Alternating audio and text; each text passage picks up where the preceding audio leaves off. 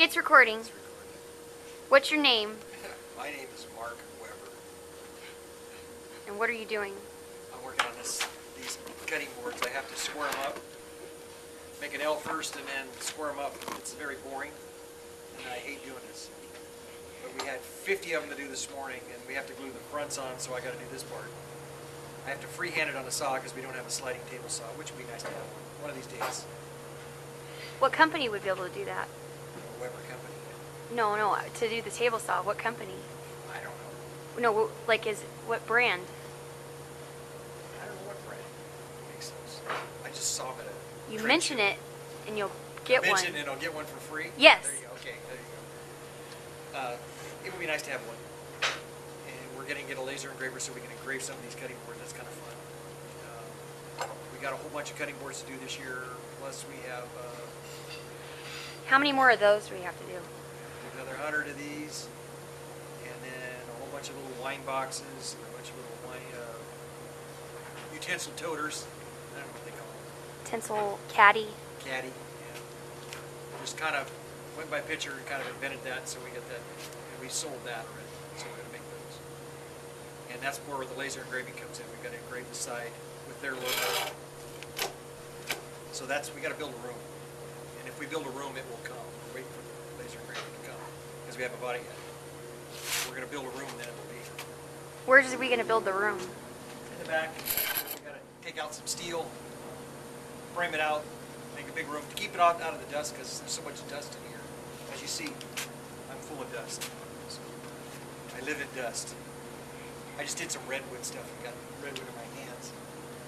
Just fester up so you get sores in your hands. They asked me if there were going to be any slivers when I built the tables and the chairs, and I said, no, they're all in my hands. Had them already. I dug them out, and my grandson came over to me and he says, what are you doing, Papa? And I said, surgery. So he ran and got me a Band-Aid. So anyway, I've been doing this 41 years. What is it like working with me? April has a lot of shenanigans going on all the time. She's always dreaming something up. Some other new project that she decides we're going to do, and right in the middle of another project. While you're trying to think of something, she's coming up, dreaming up another project. So, yeah, she's confusing. How's it like working with Melissa? Oh, it's wonderful to have Melissa here. I left the shop the other day and I left a big mess on the floor. I came back and she had swept. Nice. It's great. She likes to clean things up. It's perfect. I leave a mess and she cleans it up. That's perfect. I was proud of that. I went home and told my wife I wanted to do this. I said, she's an organizer. That's just what I like. I'm too tired at the end of the day to organize. That's why she hired me. So if I have to hire more people for cutting boards and stuff, are you going to be doing the hiring? No, I'm retired. I'm retired from that kind of stuff. I don't want to do that anymore. I'm tired of it. I'd rather just build things and don't really want to train anybody either, but I'll let April handle that. It's okay. She's old enough now where I don't have to do it anymore. How old are you? 60. What's your favorite color? I was born a poor white child in Vallejo, California. Do you have a favorite color? Green. Green. Green. Are you a Cowboys fan? Yes, as you can see, I'm a Cowboys fan. No, I'm not a Cowboys fan. My son-in-law decided I was a Cowboys fan. And so when I go to the store, I wear all these hats because I haven't got much hair left. So I wear all these hats and I go to the store and people question me on the Cowboys and I tell them about Cowboys, or actually I fake it, act like I'm a Cowboy fan. And usually I get by with it. I just, oh yeah, that's right. A couple of those here and there. So I don't know much about the Cowboys except for what my son-in-law taught me. Why do you have to wear the hat? Cover up your Cover my bald head. thick and luxurious Yeah, hair. thick and luxurious hair, yes. Now, I wasn't a hat guy, now all of a sudden I'm a hat guy because the doctor said either wear a hat or wear sunscreen all the time. So I thought I'd wear a hat. I'm trying to think. What else do you want? How dangerous is your job? How dangerous is your job? Well, you're around blades all day long, and especially if you get tired. cut myself twice, 3 times. Shortened my finger October 11th, 1976 at 1 o'clock. In fact, I was just 23 years old. And then I cut this finger, I cut the tendon in it. And they had to stitch it back together and stitch my tendon together and casted me for 6 weeks. And then I ran my thumb into the table saw right here. It doesn't show anymore. The scar went away. It took about 8 stitches or so with my thumb. It healed. But it is dangerous because you're around saws. People say, oh, well, how can you be so careless? Well, you're with this stuff 8 hours a day. It's dangerous. You really got to pay attention. What do you love about your job? Oh, I love creating something new. I love to build something that's a challenge. Like this job we just did, they brought in the redwood from an old winery in town, because we're in the wine country. And they built these vats out of redwood, clear heart redwood. 1936. I took and planed it down, milled it, and put it all together and built for his, not a man cave, he called it a lodge. For his lodge, I built the owner of the winery, I built a table and benches and a coffee table also. And it was kind of neat because the redwood had soaked in some of that wine. It stunk like wine when you ran it. And then I glued it all together and ran it. And then I showed him how to come in and look at the sides, and he liked the rough side better, or the side that was ugly from the wine, because it had more character to it. So. And do you like the rough side? Yeah, it looked good once we got it. I don't particularly like the rough side when I first saw it, because it looks like the bad side. But when you put it all together and you put the finish on, it has character. It has, you can tell it's been someplace. And so I signed the bottom of the table. I didn't sign the big table, but I signed the bottom of the coffee table, because it's something I created from. He just gave me a picture and said, do what you want to do.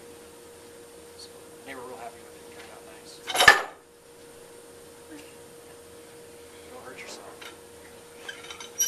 Melissa's over there working.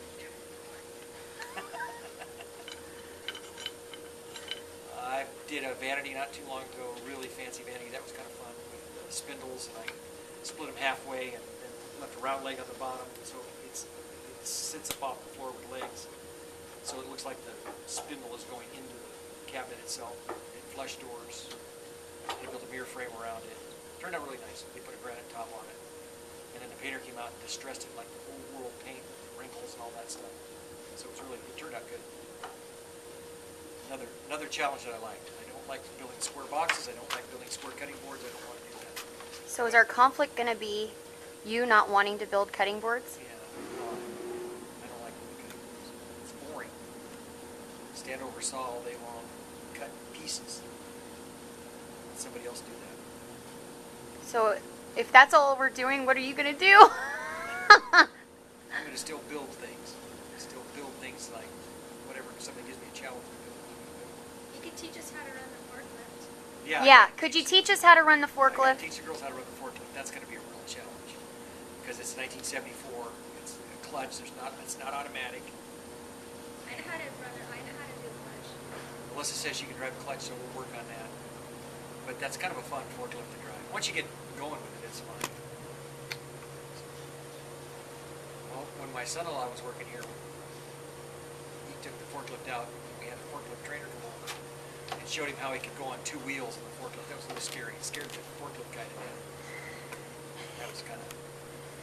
I went back to take the trainer. I'd learned to be a trainer. I took the class to be a trainer. And he was telling me a story about how somebody took the forklift on 2 wheels, and I didn't want to tell him that it was in my shop that happened.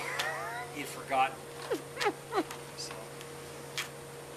but we'll teach him how to drive the forklift. That ought to be a challenge. Maybe we get the video camera on that. That'd be fun.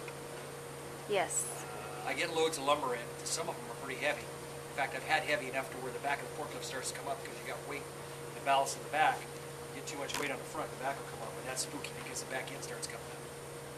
And you can only lift so much. Then the stupid truck drivers like to park it on the side of the street, so when you're going off the curb, you're trying to get it into the deal.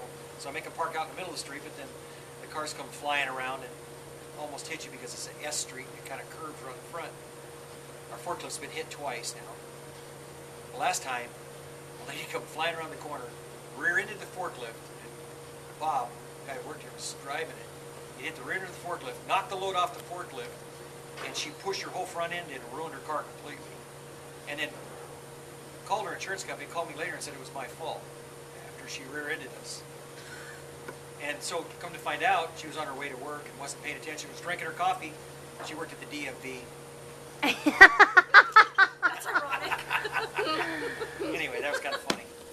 Right. I took a picture of it and sent it to the forklift people, so it got passed around. I think it went all over the place. So they could see the forklift crash. It's kind of fun. Right. Good thing nobody got hurt. You want me to stop talking? No. Well, we're at 11 minutes. Okay, I'll shut up. All right. I don't yell a lot, but I do tell people what I need to get done.